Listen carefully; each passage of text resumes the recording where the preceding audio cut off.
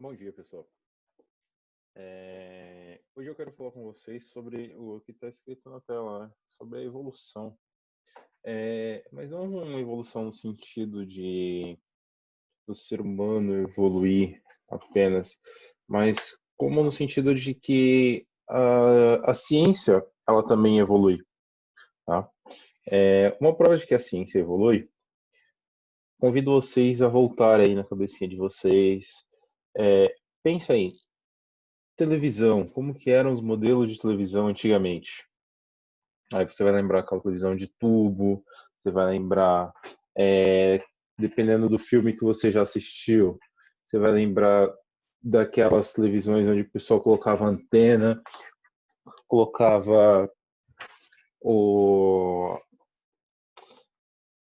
aquele bombril na ponta para poder pegar sinal, entre outras coisas. Se você pensar na numa coisa que a gente vive com ele na mão hoje em dia, que é o nosso celular. O celular, antigamente, se você assistir um filme de uns 25 anos atrás, até um pouquinho mais, você vai pegar aquele celular que o pessoal tinha que puxar a antena, abria, demorava para pegar conexão, enfim, poucas pessoas tinham. Com o passar dos anos, foi diminuindo o tamanho do celular. Se vocês lembrarem, tinha aquele, não sei se vocês chegaram a brincar com ele, um celular da Nokia azul que tinha um joguinho de nave, jogo da cobrinha. O pessoal até fazia uma brincadeira que falava assim que você deixava aquele Nokia cair no chão, você quebrava o chão, enfim. E o celular, se você for pensando, antigamente ele tinha apenas a função de ligar mesmo. Depois foi incluindo outras funções, a função de mandar mensagem. Hoje em dia, se você pensar no seu celular, ou muita gente usa o celular já, ele é um microcomputador, que você anda com ele para onde quer que você vá, né?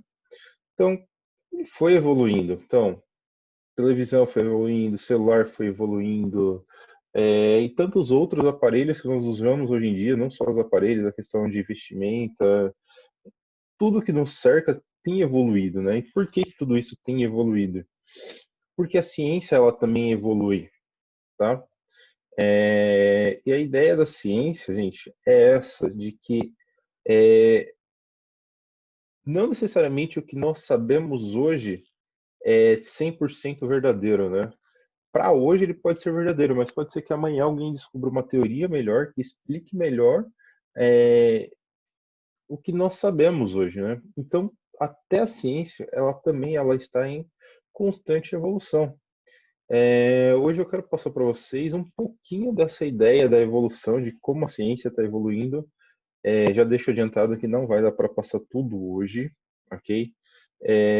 O que eu quero mostrar para vocês são algumas ideias que vocês podem considerar talvez um pouco infantil, mas como eu estou explicando para vocês, está em constante evolução, né? Eles foram melhorando com o passar do tempo as teorias, tá?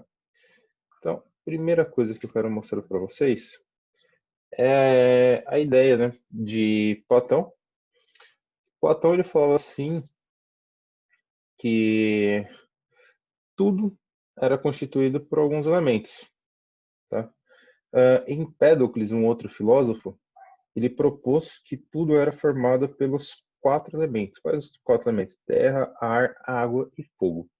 Uma coisa que eu quero chamar a atenção de vocês aqui é, filósofo nesta época, eles não colocavam a mão na massa, ok? Então, todas as ideias que eles tinham eram só ideias, eles não faziam testes, tá? Então, tenham sempre isso em mente, porque senão vocês vão se embananar aí, tá? Mas voltando aqui, então, a teoria de Empédocles é a teoria dos quatro elementos. Tudo seria constituído por terra, ar, água e fogo. Tá? Essas teorias, elas foram muito abordadas por Platão e Aristóteles, tá? E uma outra coisa que é importante falar também é que essa época é uma época de grande desenvolvimento da matemática. Então o pessoal estava tentando, tipo, associar o que eles sabiam com a matemática, lembrando que eles não colocavam a mão na obra, então eles iam fazendo associações, tá? Como assim? Nessa questão dos quatro elementos, eles associaram a triângulos, ok?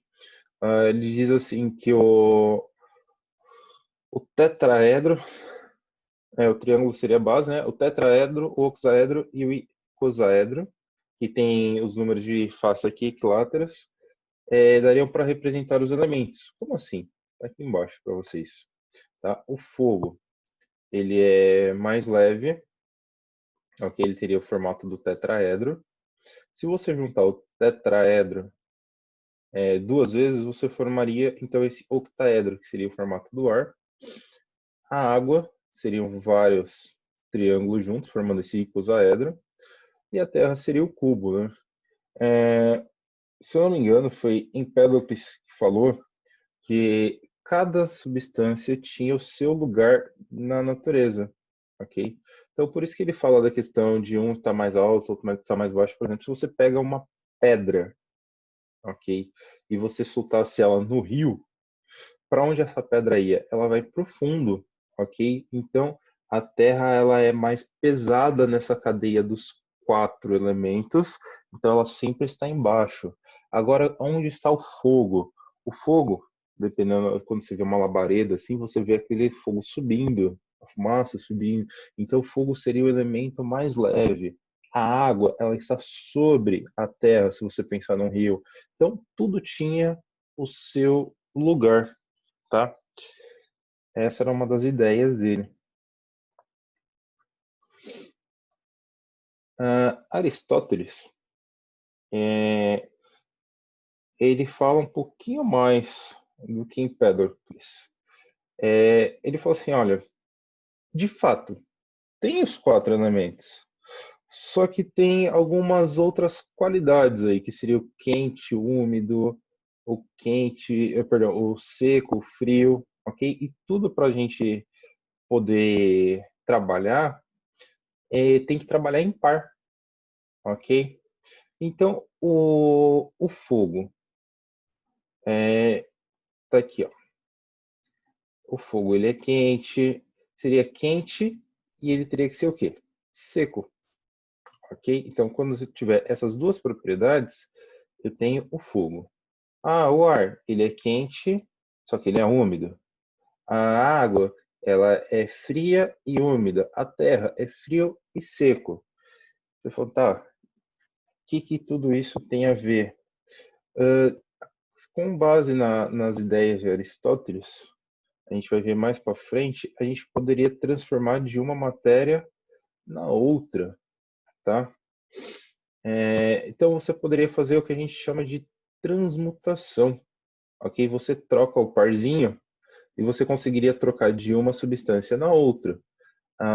Por exemplo, o fogo, como ele é seco e quente, para eu transformar de fogo em terra, eu só precisava tirar o quente e colocar algo frio, ok?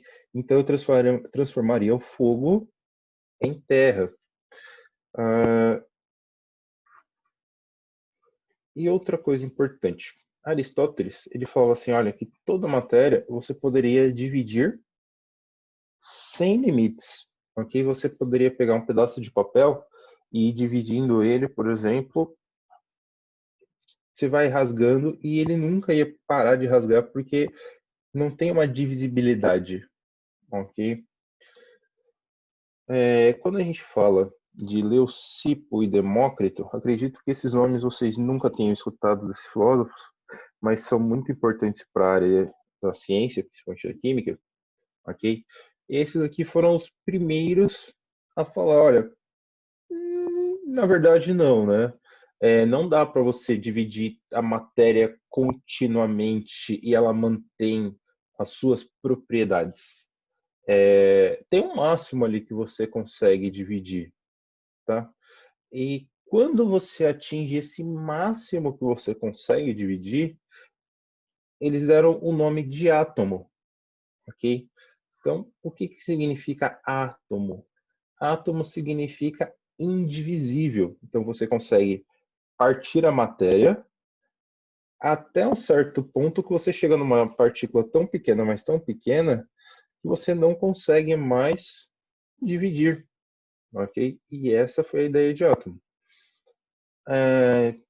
Toda essa ideia entre átomo, entre quatro elementos, ela durou mais ou menos assim, tipo, entre surgir todas essas teorias, demorou, acredito eu, mais ou menos em torno de um século e meio. Tá? As pessoas, elas acreditaram muito mais na teoria de Aristóteles. Tanto é que vocês até hoje não haviam escutado falar sobre Leucipo e Demócrito. Então, as pessoas, elas acreditavam que tudo era feito pelos quatro elementos. Com base nessa teoria dos quatro elementos, se tudo é feito com os quatro elementos e é só você trocar as propriedades de um no outro, do outro no um, você conseguia fazer uma transmutação. O que era transmutação? Você consegue transformar de uma matéria em outra. Então, eu poderia pegar um exemplo, uma madeira, porque tudo era feito pelos quatro elementos. Então, a madeira ela é feita de uma parte de terra, de ar, de água e fogo. Se eu mexesse nessas propriedades, se eu conseguisse ajustar as quantidades corretas de terra, ar, água e fogo, eu conseguiria transformar a madeira, por exemplo, talvez em ouro, em algum diamante ou em algo precioso. Então, as pessoas elas passaram muito tempo tentando fazer essas mudanças, porque já que tudo era feito pelos mesmos elementos, era possível só eu ajustar as quantidades e eu conseguiria transformar de um no outro. Tá? Mas voltando aqui para Leucipo e Demócrito, uma coisa que eu achei interessante passar isso para vocês, é, eles passam a falar sobre tudo na perspectiva de átomos, ok?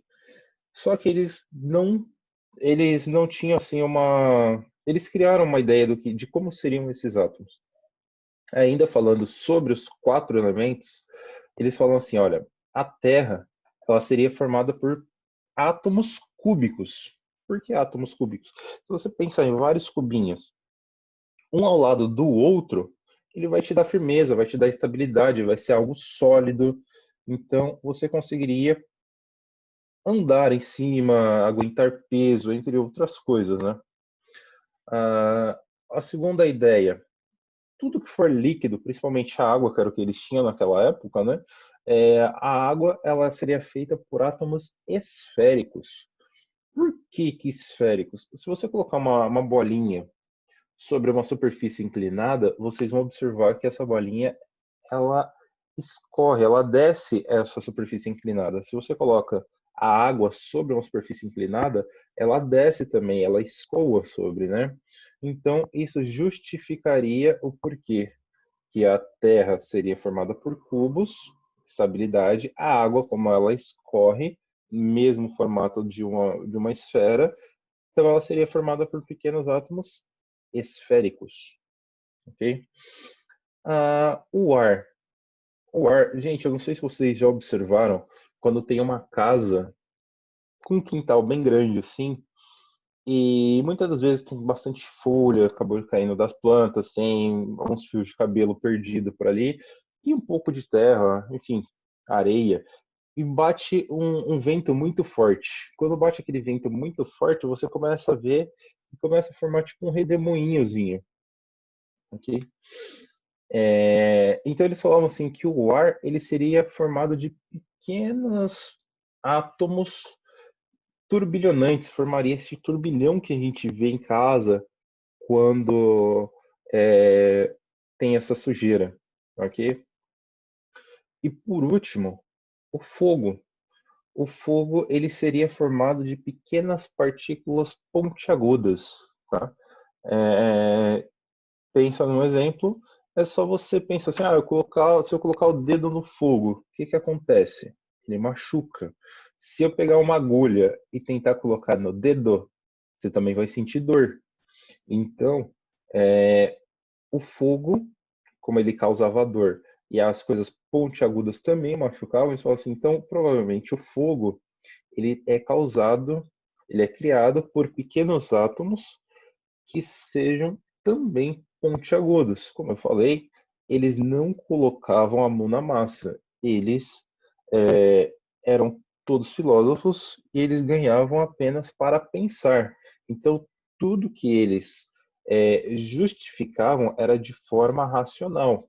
Se vocês pegarem muitas ideias aqui, elas são ideias hoje que nós consideramos inocentes, mas foi assim que nós começamos a engatear nessa questão da evolução, de como a ciência ela foi melhorando, ela foi evoluindo, e mais para frente nós vamos ver os outros modelos até chegar ao modelo que nós temos atualmente, ok?